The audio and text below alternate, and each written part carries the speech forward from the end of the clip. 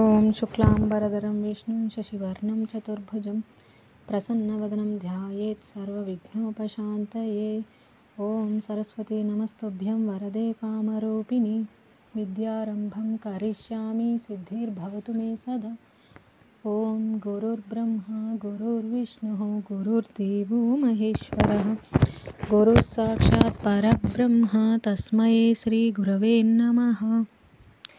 మనం యోగ వాసిష్టం అనే గ్రంథంలో ఉపశమన ప్రకరణంలో ఈరోజు 14వ రోజు విచారణ అనేది రామవశిష్ట సంవాదంలో భాగంగా 10వ భాగాన్ని ప్రారంభించుకోబోతున్నాము. అది 10వ భాగం వివేక దృష్టి. అందులో మొదటిది ఆత్మ దేహముల సంబంధం. 14వ రోజు యథావిధిగా సభ ప్రారంభమైనది. శ్రీరాముడు: తండ్రి మహర్షి, నిన్నటి రోజు చివరిలో ఈ జీవుడు దేహంతో కూడి అనేక దేశ కాలములలో ప్రవేశ నిష్క్రమణములను నిర్వర్తించటం గురించి మీరు ప్రసంగిస్తున్నారు. శ్రీ వశిష్ఠ మహర్షి: మంచిది, మనం ఈ దేహం విషయమై మరికొన్ని విశేషాలు విచారణ చేద్దాం. ఓ రామచంద్ర, ఒక్క విషయం మరొకసారి గుర్తు చేస్తున్నాను.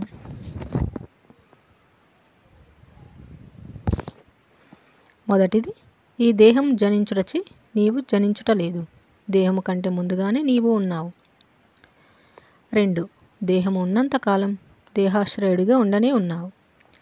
3, దేహం నశించినంత మాత్రం చేత నీవు నశించవు. దేహత్యాగిగా నీవు ఉండనే ఉంటావు. నీ విషయం, నా విషయం, ఈ సభలోని ప్రతి ఒక్కరి విషయం, భవిష్యత్తులోని సర్వజీవుల విషయం ఇట్టిదే. నీవు వాస్తవానికి స్వాత్మయందు అకలంక రూపుడవై వెలుగుచున్నావు. ఈ దేహముతో నీకేమీ సంబంధమే లేదు. మనందరిలోని ప్రతి ఒక్కరి విషయం ఇట్టిదే. కుండ పగిలిన కుండలోని రేగు పండుకు ఏమీ కానట్లు కుండ బదర న్యాయం అంటారు దీన్ని. ఈ శరీరం నశిస్తే జీవుడు నశిస్తాడనుకోవడం కేవలం కల్పన, భ్రమ మాత్రమే.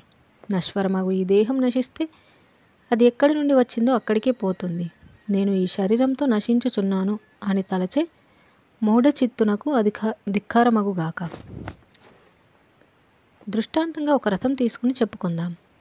రథచోదకుడు వెళ్ళవలసిన ప్రదేశం గురించి ఇష్ట అనిష్టములు లేనట్టి గుర్రములు, రథము, త్రాళ్ళు ఒకదాని వంటిది మరొకటి కాకపోయినప్పటికీ అన్నీ ఒక చోటికి చేరి ప్రవర్తిస్తున్నాయి కదా.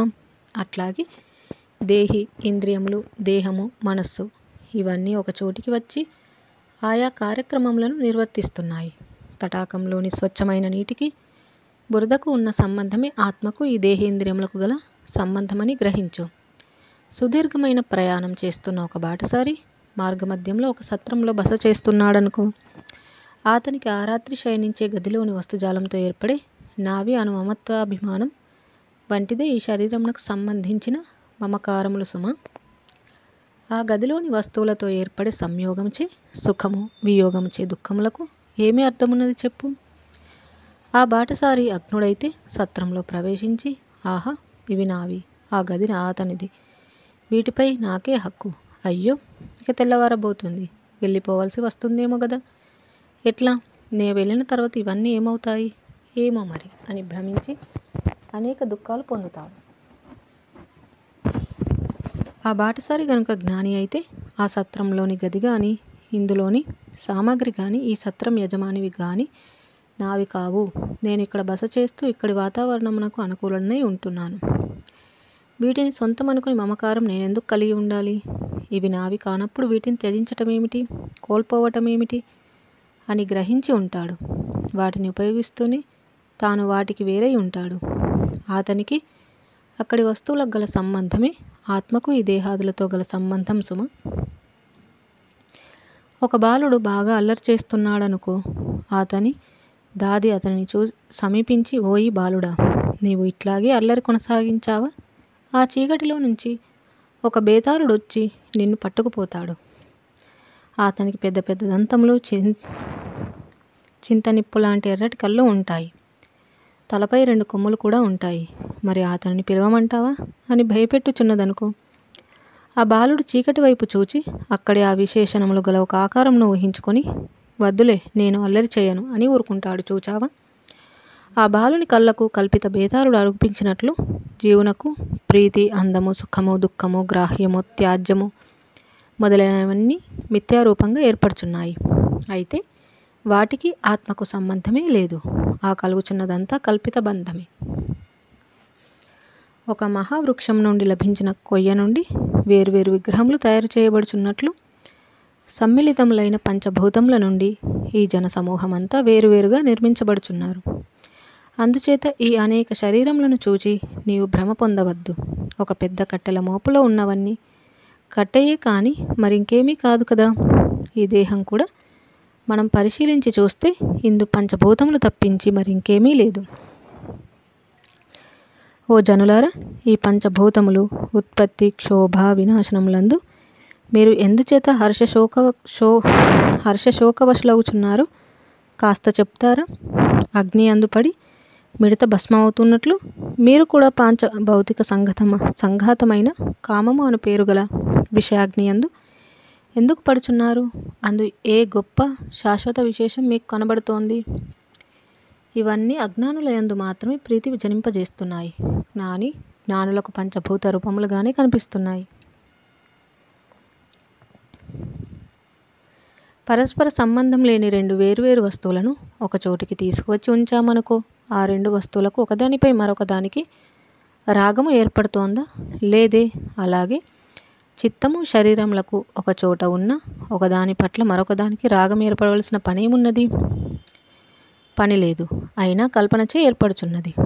అట్లాగే మట్టితో చేసిన అనేక సైనికుల బొమ్మలతో ఒక యుద్ధరంగమును నిర్మించి ఆట బొమ్మలలో ఉంచామనుకో, ఆ సైనికుల బొమ్మలన్నీ ఒకే మట్టితో తయారు చేయబడినప్పటికీ ఇటు సైన్యం మన రాజ్యానిది, అటు సైన్యం శత్రురాజ్యులది అనే విశేషణం ఆపాదించబడుచున్నది.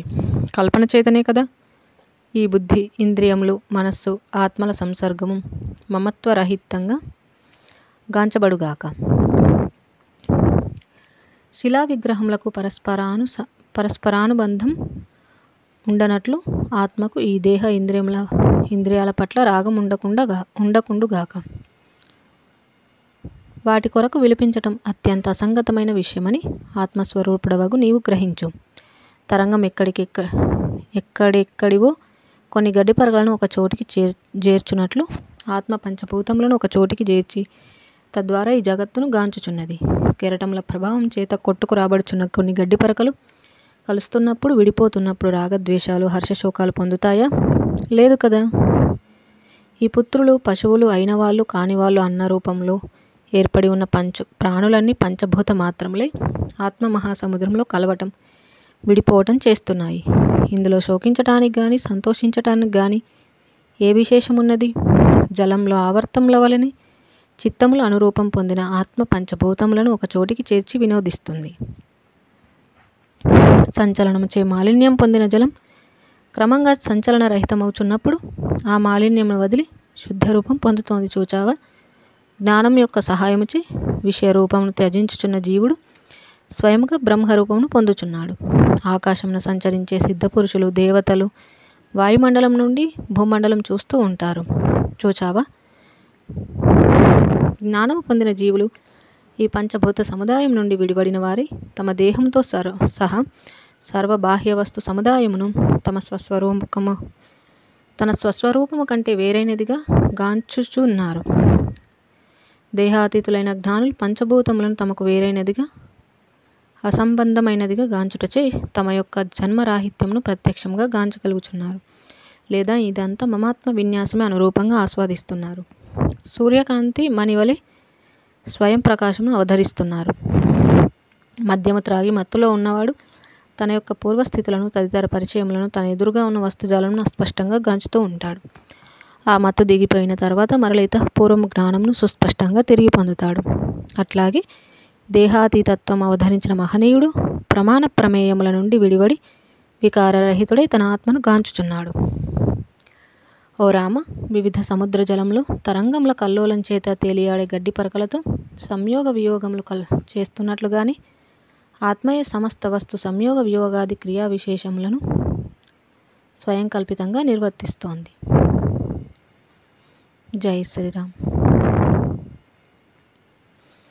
ఈ విధంగా మనకి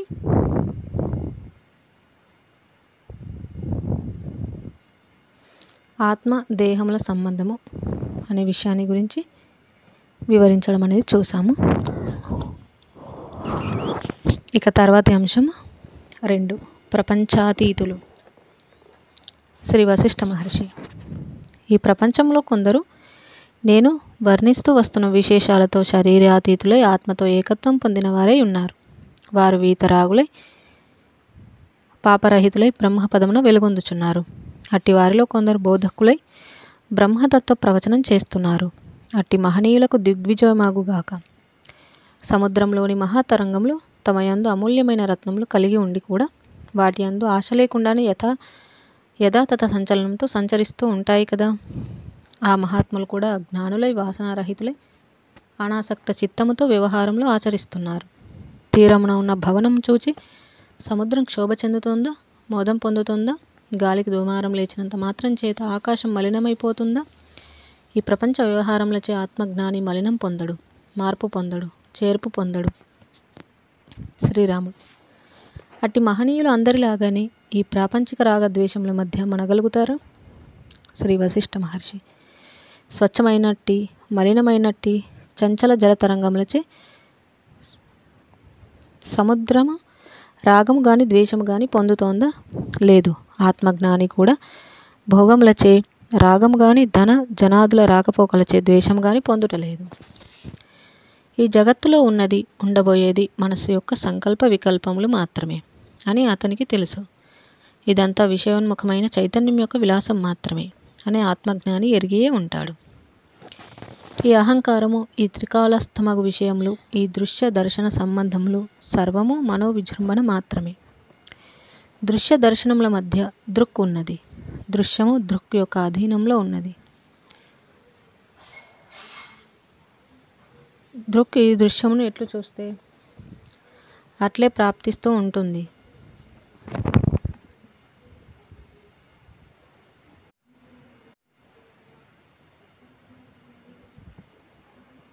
ఈ దృక్ ఈ దృశ్యంను ఎట్లు చూస్తే అట్లే ప్రాప్తిస్తూ ఉంటుంది. దృక్ యొక్క అధీనంలో ఉండే ఈ దృశ్యము సత్తయ కాదు, అసత్తయ కాదు. ఇట్లు సత్తా అని గాని అసత్తా అని గాని నిర్ణయించబడజాలనిది హర్ష శోకములకు అర్థం ఎట్లా అవుతుందో చెప్పు. కనుక ఈ దృశ్యం స్వయం సిద్ధము కానే కాదు. స్వయం సిద్ధమైనది దృక్ మాత్రమే. అదియే ఆత్మ. ఆత్మ సర్వదా అసంగమైనది. శ్రీరాముడు. అయితే ఈ జీవులకు హర్షశోకములు ఎందుచేత కలుగుచున్నాయి? శ్రీ వశిష్ఠ మహర్షి.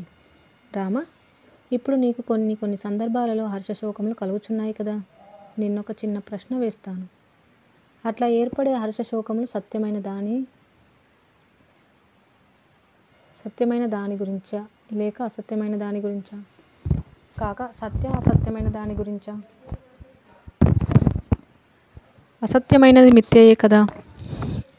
మిథ్య అవాస్తవమైన దాని గురించి హర్షమెందుకు, శోకమెందుకు? శ్రీరాముడు. శ్రీ వశిష్ఠ మహర్షి. ఇక్కడ శ్రీరాముడు ఏం మాట్లాడకుండా సైలెంట్గా ఉంటాడు. తర్వాత వశిష్ఠ మహర్షి. ఇక సత్యమైన దాని గురించి అంటావా?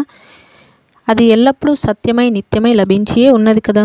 మరి హర్షం ఎందుకు, శోకం ఎందుకు? ఎందుకంటే నిత్యమైనది మాత్రమే సత్యము కదా. ఇక సత్య అసత్యమైన దాని గురించి అని అంటావా? ఎక్కడైనా విరుద్ధ ధర్మములు ఒక చోట ఒనగూడుతాయా? ఒకే చోట ఒకేసారి వెలుగు చీకటి ఏర్పడినవై ఉంటాయా? అందుచేత సత్య అసత్యమైనది అనే మాటయే మిథ్య. మరి నీవు దేనికైనా సరే ఎందుకు విమోహితుడో కావాలి చెప్పు. ఉత్తమ నేత్రములు గలవు రామచంద్ర, నీవు మొట్టమొదట మిథ్య అయినట్టి అసమ్యక్ దర్శనం త్యజించు, సమ్యక్ దర్శనంను అవలంబించు. సమ్యక్ దర్శనం నందు సుస్థిరుడైన వాడు ఇక్కడెక్కడ ఏ స్థితిగతులలోనూ మోహం చెందడు. ఆత్మ తన యొక్క దృశ్య దర్శన సంబంధమైన విస్తారముచే తనకు తానే మనస్సు అనురూపంగా ప్రకటించుకొనుచున్నది. అందుకే విఘ్నులు దృశ్య దర్శనములకు సంబంధించిన అనుభవ రూపమగు సుఖవృత్తి కూడా బ్రహ్మం యొక్క రూపమే అని చమత్కారంగా శ్లేషిస్తూ ఉంటారు. అలాగే ఈ ఉపాధికృతమైన భేద దృష్టి తొలగిపోయినప్పుడు అప్పుడు ఏర్పడే సుఖము, శివము లేక అఖండ బ్రహ్మమే. కాబట్టి బ్రహ్మం అంటే ఏదో ఎక్కడో ఉన్నట్టిది కాదు. శ్రీరాముడు: సంసారం అనగా ఏమిటి? శ్రీ వశిష్ఠ మహర్షి: ఈ దృశ్య దర్శనముల మధ్య గల ఒకానొక అజ్ఞానపూరితమైన సంబంధంని మనం సంసారం అనే శబ్దంతో ఉద్దేశిస్తున్నాం. దృశ్య దర్శనముల మధ్య గల అనుభవం అజ్ఞానులకు సంసారంగా ప్రాప్తిస్తోంది. అదే అనుభవం ద్రష్ట దర్శనముల సంబంధం ఏమిటో ఎరిగిన ప్రపంచాతీతులకు మహాభ్యుదయ యుక్తమగు మోక్షము అను అనుభవం చేతికందిస్తోంది. అనుభవం దృశ్యవృత్తితో కూడి ఉంటే బంధము, వృత్తిరహితమైనప్పుడు అప్పుడు శేషించే అనుభవమే ముక్తి. శ్రీరాముడు: ముక్త స్థితిలో అనుభవం అనేది ఉంటుందా, ఉండదా?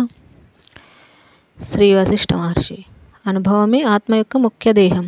అయితే దేహము కంటే అత్యంత సూక్ష్ముడు. అనుభవం యొక్క ఉనికి లేములు ఆత్మను స్పర్శించవు.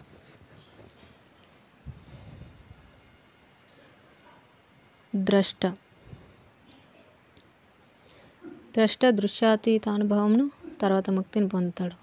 దృశ్యంలో ఉన్నాడు దృశ్య పరిమితానుభవంను, దాని నుండి బంధమును పొందుతాడు. జ్ఞానం యొక్క బలిమిచే ఈ జీవుని సుఖ సంవిత్తు వికారరహితమవుతోంది, అనగా వృద్ధి క్షయరహితమవుతోంది. వృద్ధి క్షయరహితమగు సుఖానుభవం పూర్ణానంద స్వరూపమగు బ్రహ్మమే అయి ఉన్నది. కనుక రఘురామ, నీవు దృశ్య దర్శన వర్జితమైనట్టి సుఖమును ఆశ్రయించు. దానిని కేవలానుభవ దృష్టి అని కూడా శాస్త్రములు చెప్పుచున్నాయి. అట్టి దృష్టిచే అప్పుడు ఉచిత సమయంలో సంసార బంధరహితుడవుతావు. అట్లు జీవుడు కేవలమగు తన సుఖస్వరూపమును ఆశ్రయిస్తూ ఉండటం చేత అతని యందు స్వస్వరూప దృష్టి ప్రకాశించగలదు. దృశ్యం రహితమైనప్పుడు అప్పటి అనుభవమునకు ద్రష్టకు భేదమేమీ ఉండదు. ఆ మార్గంలో లభిస్తున్న స్థితియే తురీయ అవస్థ. అదియే ముక్తి. ఏ జీవుడైనా సరే దృశ్య దర్శన వర్జితుడే పరమాత్మ బుద్ధిని సంపాదించుకుంటే అది ముక్త స్థితి అవుతుంది. ముక్త రూపమగు తురీయ స్థితి యందు ఆత్మ ఏ తీరుగా ఉంటుంది? అది స్థూలమా? కాదు. సూక్ష్మం కూడా కాదు. ప్రత్యక్షము గాని అప్రత్యక్షము గాని కాదు. దానిని చైతన్యము, జడము, సత్తు, అసత్తు మొదలైన పేర్లచే నిర్వచించలేం. దాని రూపం ఆకారం గాని మరింకేదో గాని కాదు. దాని రూపం అహంకారం గాని మరింకేదో గాని కాదు. ఏకము, అనేకము, సమీపము, దూరము, ప్రాప్యము, అప్రాప్యం మొదలైన వాచ్యవాచక శబ్దములు దానికి ఆపాదించలేం. అది స్వరూపమని, సర్వవ్యాపకమని, పదార్థమని, అపదార్థమని, పంచభూతాత్మకమని, అపంచభూత రూపమని చెప్పలేం. దాని గురించి చెప్పటానికి మాటలు లేవు, చాలవు. కానీ అన్ని శబ్ద అర్థముల సమగ్ర ఆత్యాంతిక సమన్వయం అదే. శ్రీరాముడు: నామరూపాలు లేనట్టిది ఉన్నట్లా లేనట్లా? శ్రీ వశిష్ఠ మహర్షి: ఒక్క విషయం మాత్రం నిస్సంకోచంగా ప్రకటిస్తున్నాను. ఈ జీవునికి 6వ ఇంద్రియం మనస్సు. మనస్సుకు రూపం ఏమున్నది? అయితే ఈ దృశ్య రూపంను సంతరించుకొని ఉన్నదంతా మనస్సు మాత్రమే. మనస్సుకు పరమై ఆ మనస్సుకు కారణము, స్థానము, ఆధారము ఆత్మయే కదా. అట్టి ఆత్మతత్వమును అది ఏదీ కాదు అనటం కూడా సత్యవాక్కు కాదు. ఈ జగత్తును యథారూపమున గాంచగలుగుచున్న ప్రపంచాతీతులకు ఇదంతా ఆత్మయే అని అనుభవం అవుచున్నది. సర్వం ఆత్మయే. ఈ జగత్తంతా ఆత్మమయమే అయి ఉన్నది. ఆత్మకు భిన్నంగా ఏదీ ఎక్కడా లేదు. ఆత్మయే పృథ్వీలో కాఠిన్యంగా, జలంలో ద్రవత్వంలాగా, తేజస్సులోని ప్రకాశంగా, ఆకాశంలో అవకాశంగా ప్రకాశిస్తుంది. ఒక నటుడు అనేక చోట్ల అనేక వేషాలు వేస్తున్నట్లు ఆత్మ స్వరూపంలో తానే అయి తాను మాత్రం అవేవి కాకయే ఉంటుంది. చైతన్యమే లేకపోతే వస్తువుల సత్తా ఏమాత్రం సిద్ధించేది కాదు. అంతేకాదు, ఆత్మకు భిన్నంగా నేను ఉన్నాను అనే మాట ఉన్మత్త ప్రేలాపన మాత్రమే. ఓ మహాత్మా రామచంద్ర, సమస్త దేశ కాలములు, అందలి అనంత కోటి కల్పములు, ఆ కల్పముల మధ్య కనిపిస్తున్న అనేక బ్రహ్మాండములు, ఆ బ్రహ్మాండములలోని వివిధ జీవుల గమనాగమనములు ఇవన్నీ ఆత్మయే అయి ఉన్నాయి. ఆత్మకు వేరుగా మరొక కల్పన ఏదీ ఉండజాలదు. కాబట్టి ఆత్మకు సంబంధించిన నిశ్చయ బుద్ధి కలిగి ఉండు. ఆ బుద్ధికి కూడా పరుడవై ఉండు. బిడ్డ, సర్వదా ప్రపంచాతీతుడవై ఉండు. ప్రపంచ స్వరూపుడవై ఆస్వాదించు. జై శ్రీరామ్. ఈ విధంగా మనకి ప్రపంచాతీతుల గురించి తెలియజేయడం అనేది చూసాం. ఇక మిగిలిన అంశాల గురించి మళ్ళీ తెలుసుకుందాము. ఇంతటితో ముగించుకుందాము. జై శ్రీరామ్. కాయేన వాచా మనసేంద్రియైర్వా బుద్ధ్యాత్మనా వా ప్రకృతే స్వభావాత్ కరోమి యద్యత్ సకలం పరస్మై నారాయణాయేతి సమర్పయామి. స్వస్తి. ఓం తత్సత్.